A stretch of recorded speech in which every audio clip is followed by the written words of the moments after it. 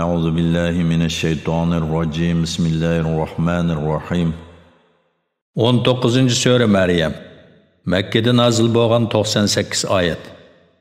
Nayet şefkatlik, mehriban Allah'ın isim bilen başlayman. Kaf, ha, ya, ayyin, suad. Bu Perverdigarının bendisi Zekeriya'ya kılgan merhametinin bayanıdır. O öz vaxtida Perverdigarıga pes avazda münacat kıldı. O etti. Perverdigarım, men hakikaten kuch kuvvetimden ketdim. Çeçim aqardı. Perverdigarım, sana dua kılıp ümitsiz bolup qalğanym yo'q. Men tağılarımның balalarının o'rnimni basanmaslıqlardan hakikaten ensirayman. Mening ayolim tug'masdir. Fazlingdan menga bir yaxshi farzand ato qilgin. O menga varis bo'lg'ay va Yaqub avlodiga varis bo'lg'ay. Perverdigarım, onu senin razılığına erişidigan qilgin. Allah aytdiki: "Ey Zekeriya, biz hakikaten sana farishtalar orqali Yahya ismli bir o'g'il bilan xush xabar beramiz. İlgari hech odamni uningga ismdosh qilmadik." Zekeriya aytdi: "Ayolim tug'mas tursa, men qeyrib mukchib ketgan tursam, mening qandoqmi o'g'lim bo'lsin?" Nido qilgan farishta aytdi: "Ish ana shundaqdir." Parvardigoring aytdi: "Bu men uchun osondir. Seni men yaratdim, albuki sen burun yo'q eding. Ya'ni seni yo'qdan bor qilgandek, Yahyani ishkinglardan taraldirishga qodirman." Zekeriya aytdi: "Parvardigorim, ayolimning homildor bo'lganligiga menga bir alomat qilib bersang." Allah aytdi: "Sening alomating shuki, saq turib 3 kecha kunduz kishilarga so'z qilolmaysan." Zekeriya namozgohidan qavmining oldiga chiqib, ularni atdigan oqshomda tasbih aytishga ishorat qildi. Yahya tug'ilib cho'ng bo'lganda, uningga: "Ey Yahya, kitobni yana Tavratni tirishib o'qigan" dedik. Uningga balaliq cheg'idila aql farosat ato qildik. Biz uningga marhamat qilish va uni nachar xislatlardan pok qilish yuzidan shunday qildik. Yahya taqvodor edi. Uni ota-onasiga kuyimchan qildik. O mutakabbir, ya'ni ota-onasini qaqshatquvchi, Parvardigoriga osiylik qilguvchi bo'lmadi. O tug'ilgan kunida, vafot bo'lgan kunida, tirilib qabrdan turg'izilgan kunda Alloh taolo tarafidan bo'lgan omonlikqa erishdi. Ularga Qur'onda Maryam qissasini bayon qilgan. Ayni zamonda o oilasidan ayrilib sharq tarafdagi bir joyga bordi. O parda tortib kishilardan yo'shirindi. Onunga bizning ruhimizni, ya'ni Jibril alayhissalomni avatdik. O Meryem'ge bejirim adam suretida ko'rindi. Meryem aytdi: "Men haqiqatan marhamatlik Allohga sig'inib, sening chiqilishingdan panoh tilayman. Agar sen taqvodor bo'lsang, menga chiqilmag'in." Jibril aytdi: "Men sana bir pak o'g'il berish uchun avatilgan Parvardigoringning elchisiman." Meryem aytdi: "Menga kishi yaqinlashmagan tursa, men fohish qilmagan tursam, qandoqmi mening o'g'il bolam bo'lsin?" Jibril aytdi: "Amaliyat sen degandekdir. Lekin Parvardigoring aytdi, o menga osondir. Uni kishilarga qudratimizni ko'rsatadigan dalil va biz tarafdan bo'lgan marhamat qildik. Bu taqdir qilinib bo'lgan ishdir." Maryam homildor bo'ldi. Oilasidan yiroq bir joyga ketdi. To'lg'oqning qattiqligi uni yo'lni olish uchun bir xurma daraxtining yeniga kelib olishga majbur qildi. Maryam aytdi: "Kashki men bundan ilgari o'lib ketgan bo'lsam-chu, kishilar tarafidan unutilib ketgan, arzimas narsaga aylanib ketsam-chu." Jibril uningga xurma daraxtining ostidan nido qildi: "G'am qilmag'in, Parvardigoring sening ostingdan eqib turadigan bir eriqni paydo qildi. Xurma daraxtini o'z tarafingga erg'itqin. Oldinga pishgan yangi xurmalar to'kiladi. Bu shirin xurmadan yegin. Bu tatlı suvdan ichgin va xursand bo'lgin. Bir odamni ko'rsang, bu bola to'g'riliq so'rasa, men haqiqatan marhamatlik Allohga va'da berdim, bugun hech odamga so'z qilmayman" degan. Maryam bu vaqtni, ya'ni Isa alayhissalomni ko'tirib qavmining oldiga keldi. Ular aytdi: "Ey Maryam, sen haqiqatan g'alit ish qilding.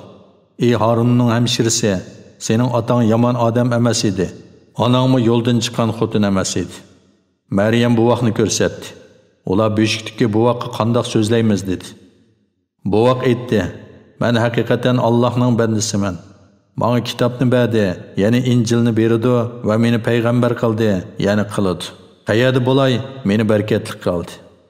Hayotli bo'ladi ekanman, menga namozni, zakotni ado qilishni tavsiya qildi. Meni onamga ko'yimchan qildi. Meni mutakabbir shaqiy qilmadi. Men tug'ilgan kunimda, vafot bo'lgan kunimda, tirilib qabrimdan turg'izilgan kunimda Alloh taolo tarafidan bo'lgan omonlikqa erishiman. Ana shu Isa ibn Maryamning qissasidir. Isa ular datalash qilayotgan o'zining ishining haqiqati ustida haq gapni qildi. Allohning sha'niga bolasi bo'lish loyiq emas. Alloh boladan, sherikdan pokdir. Allah bir ish qilishni iroda qilsa, uningga vujudga kel deydi-da, u vujudga keladi. Allah haqiqatan mening Parvardigorimdir, sizlarning Parvardigoringlardir. Shuning uchun uningga ibodat qilinglar, bu to'g'ri yo'ldir. İsa'ning ishi to'g'risida ular, ya'ni ahli kitob orasidagi firqalar ixtilof qilishdi.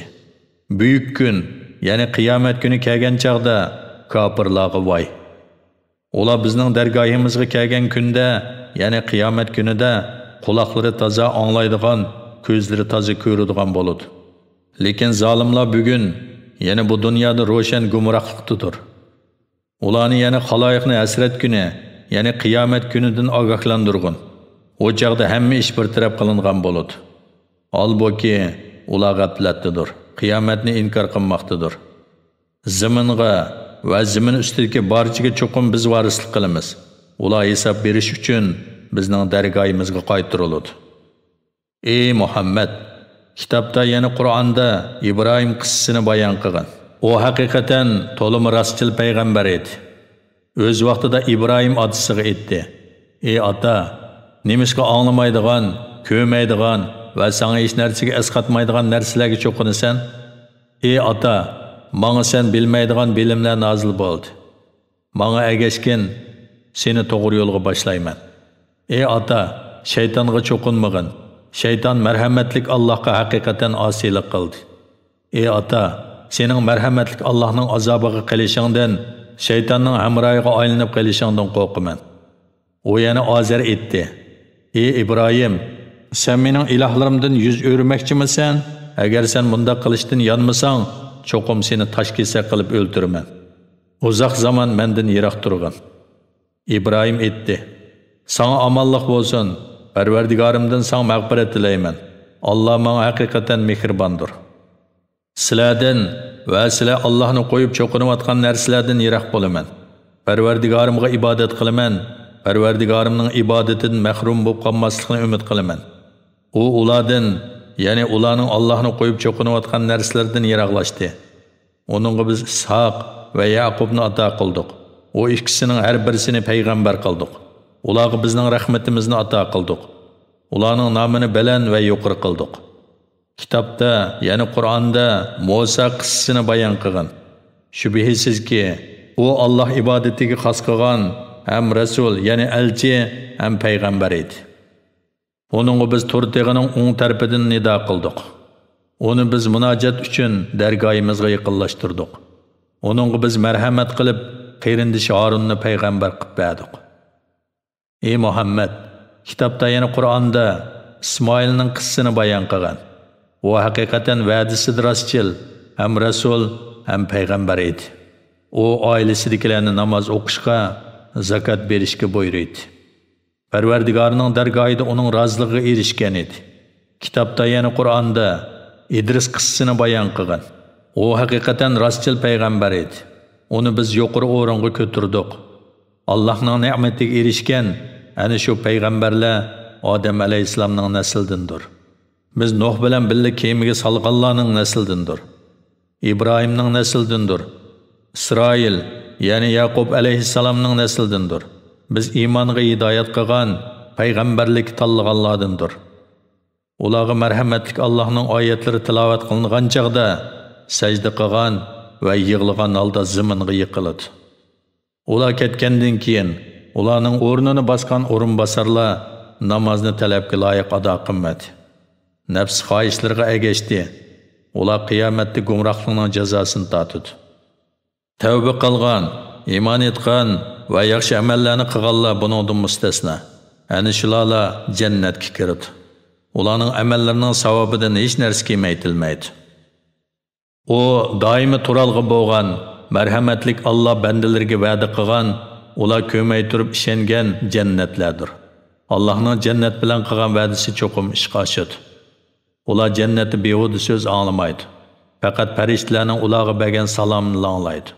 Ular jannatda atdigan oqshomda ko'ngli totgan yemak-ichmaklardan rizqqa ega bo'lib turadi. Bandalarimiz ichidagi taqvodorlarga biz meros qilib beradigan jannat ana shu. Biz, ya'ni farishtalar dunyoga Parvardigoringning amri bilan tushimiz. Bizning oldimizdagi, orqamizdagi va oldi-keynimiz orasidagi ishlarning hammasi Allohning ilkididir. Parvardigoring bandalarining amallaridan hech narsani unutmaydi. O osmonlarning, zamin va ularning orasidagi shaylarning parvardigoridir. Uningga ibodat qilgin, Allohning ibodatiga chidamliq bo'lgin. Sen uning sheriki borligini bilamsan? İnsan, ya'ni o'lgandan keyin tirilishga e'tiqod qilmaydigan kofir, men o'lgandan keyin cho'qim tirilamdim deydi. İnsan biz uni ilgari yo'qdan bor qilganligimizni eslamamdi. Parvardigoring bilan qasamki, ularni albatta, ularni ozdirgan shaytonlar bilan qo'shib yig'imiz. Ondan ularni jahannamning cho'risida tizlantirib o'ltirgan holda albatta hozir qilamiz. Ondan har bir guruhning ichidan marhamatlik Allohga eng osiy bo'lganlarni tortib chiqaramiz. Ondan biz do'zax azobiga eng loyiq bo'lganlarni albatta obdan bilamiz. Sizlarning ichinglardan do'zaxga bormaydigan biror kishi qolmaydi. Bu Parvardigoringning o'zgarmas hukmidir. Ondan taqvodorlarni jahannamdan qutqizamiz. Zolimlarni jahannamda tizilib o'ltirgan holda qo'yamiz.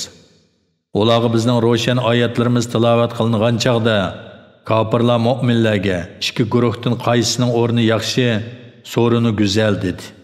Bulardan burun bizning oyatlarimizni inkor qilgan nurg'un ummatlarni aloq qildik. Ular mayli mol-mulk jihatdan bo'lsin, mayli tashqi ko'rinish jihatdan bo'lsin, bulardan ortiq edi. Ey Muhammad, aytqinki, kimki gumrohlikda bo'ladi ekan, marhamatlik Alloh uningga muhlat beradi. Toki ular azob va qiyomatdan iborat Alloh ularga va'da qilgan narsalarni ko'rganda, ondan kimning o'rni yomon va kimning lashkari ojiz ekanligini biladi. Allah hidoyat topquchilarning hidoyatini ziyoda qiladi. Boqiy qoladigan yaxshi amallar savob jihatdan va oqibat jihatdan Parvardigoringning dargohida ortiqdir. Bizning oyatlarimizni inkor qilgan va menga oxiratda albatta mol-mulk, avlod beriladi degan odamni ko'rdingmi? O g'ayibni bilganmi yoki marhamatlik Allohning ahdisiga erishganmi? Hargiz undaq bo'lgan emas. Uning deganlarini xotirlab qo'yamiz. Onunga beradigan azobni kuchaytimiz. Uning deganlarini, ya'ni melini va avlodini boshqalarga miros qilib qoldiramiz. O oldimizga tanho keladi. Ular yana mushriklar izzatga erishish uchun Allohni qo'yib ilohlarga cho'qindi. Ish ularning gumon qilgandek emas. Ya'ni ilohlari ularning Alloh oldida izzat tepishlarining sababi bo'lolmaydi. Ilohlar ularni, ya'ni mushriklarning cho'qinishini inkor qiladi. Ular ya'ni mushriklarning dushmaniga aylanadi. Bizning shaytonlarni kofirlarga avatganligimizni bilmamsan? Shaytonlar ularni gunohlarga qiziqtiradi. Ularning halok bo'lishiga aldirab ketmagan. Ularning kuni oz qolgan bo'lib, uni biz sanab turamiz. Shu kunda, ya'ni qiyomat kunida taqvodorlarni marhamatlik Parvardigorning dargohiga izzat ikrom bilan yig'imiz. Gunohkorlarni ular chanqigan holda jahannamga haydaymiz. Marhamatlik Allohning ahdiga erishganlardan boshqalar shafaat qilishga qodir bo'lolmaydi. Ular Allohning bolasi bor deyishdi. Sizlar shak shubhasiz qabih bir so'zni qildinglar. Bu so'zning yomonligidan osmonlar parchalanib ketgili, yer yerilib ketgili, tog'lar gumron bo'lib ketgili tas qoldi. Bu shuning uchunki ular Allohning bolasi bor deb da'vo qildi. Bolasi bo'lish Allohga loyiq emasdir. Osmonlarda va zaminda Allohga banda bo'lib bo'ysunmaydigan hech maxluq yo'qdir. Shak shubhasizki Alloh ularni to'liq egalladi va sonini mukammal qildi. Qiyomat kuni ularning hammasi Allohning dargohiga tanho keladi. Iymon etgan va yaxshi amallarni qilganlar uchun Alloh haqiqatan ularning dillarida muhabbat paydo qiladi. Ey Muhammad, taqvodorlarga xush xabar berishing va sarkash qavmni ogohlantirishing uchun biz Qur'onni sening tiling bilan tushunishli qilib nozil qildik. Ulardan ilgari nurg'un ummatlarni halok qildik. Ulardan biri ahadini ko'ra olamsan yoki ulardan biri past ovoz anglay olamsan? Ya'ni ular shundoq talto'kis halok qilindiki, ulardan ko'rgili va ovozni anglag'ili hech ahadi qolmadi.